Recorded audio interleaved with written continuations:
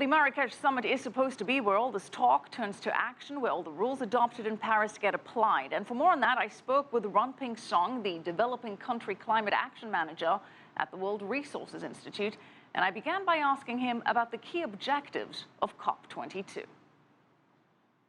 So the key objective for the COP22 is country coming back to reaffirm that they actually mean it to implement the Paris Agreement. They want to figure out what the procedures, methodologies, and modality they need to move forward. So the key objective is actually creating a very clear path to move forward.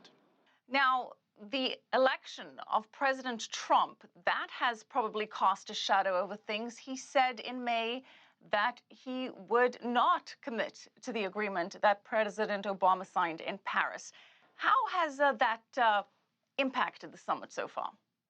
So actually, all the country representatives and delegation here is pretty resolved to actually implement their climate actions. Since the election, there are 7 countries, including Japan, Italy, Australia, a few African countries that just ratified the Paris Agreement. So the mood is very constructive. They're actually showing solidarities and actually want to come together in a time of uncertainty to move forward because they understand this is good for their own good and this is what they agree and they want to see this happen. Well, you mentioned Australia. Australia was one of the countries that was holding back. And as you said, they did now go ahead and agree. Was that surprising? Well, actually, it's not that surprising because we know that, for the people, for the actual public opinion, they're actually behind the idea of the climate actions.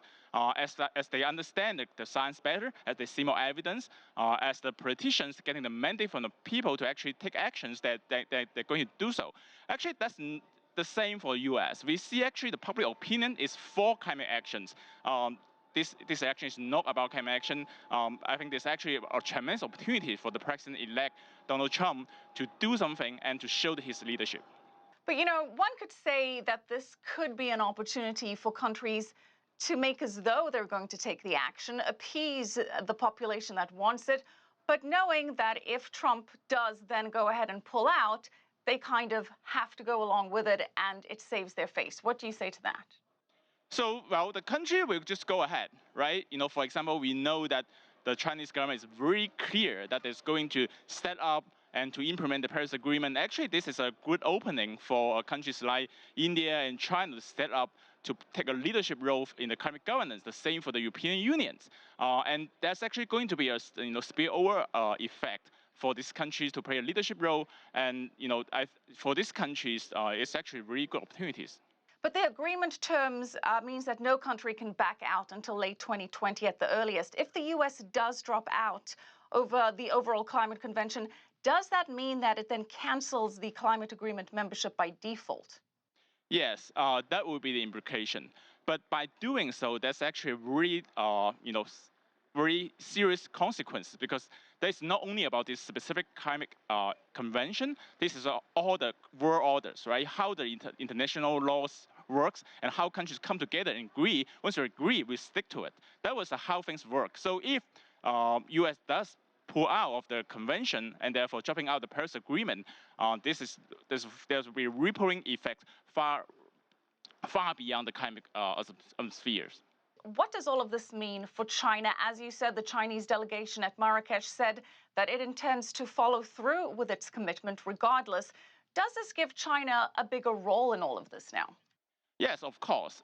U.S. now it would have a more role, more space to play to strengthen its domestic climate action because the country understands this is actually good for its own economy, good for the environment. So they will actually seize these opportunities to further strengthen the environment protection for these people, and it's actually open up space for technology export for the country to dominate the green renewable technology space, and actually wonderful opportunity for the country to build more international alliance and then show the leadership for other developing countries, especially the African countries that so need support to implement the Paris Agreement and to tackle the climate change issues. Ranping, you mentioned the African countries, and funding has been a big question mark.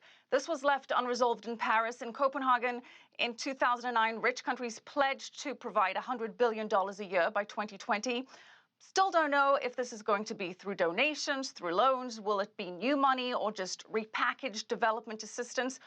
Are we seeing any progress in Marrakesh in getting some kind of finality on the financing side?